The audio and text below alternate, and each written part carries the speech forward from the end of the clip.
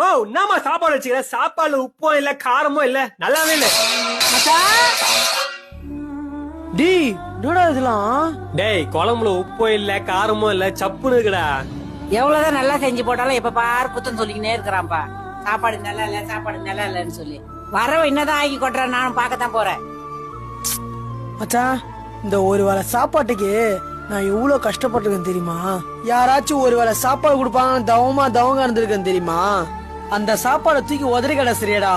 ஒண்ணு புரிஞ்சுக்க மச்சான், அம்மா போல மனசார வயிறு நிறைய சாப்பாடு கூட போட்டு தர மாட்டாங்க தெரியுமா?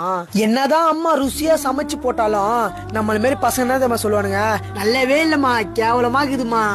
தாய் ஒன்னே ஒண்ணு எதிர்பார்க்கத்தான் மச்சான், பா என் புள்ள இது சாப்பாடு நல்லா இருக்குது, குழம்பு நல்லா இருக்குதுன்னு ஒரு வேளை சொல்லி பாரு மச்சான். மா சூப்பரா இருக்குதுன்னு அப்படின்னு சொல்லி பாறான், அவங்க மனசு எவ்வளவு சந்தோஷப்படும் தெரியுமா?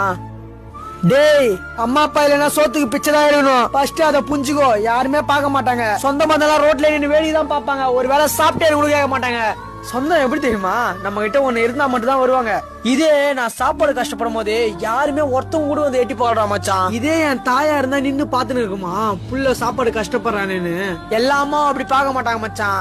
அம்மான்றது தெய்வ சமம் மச்சான். ஒருவேளை அம்மா கையில கஞ்சி சோறு சாப்பிட்டு பாரு, உடம்பு நல்லா ஸ்ட்ரென்த்தா இருக்கும் மச்சான்.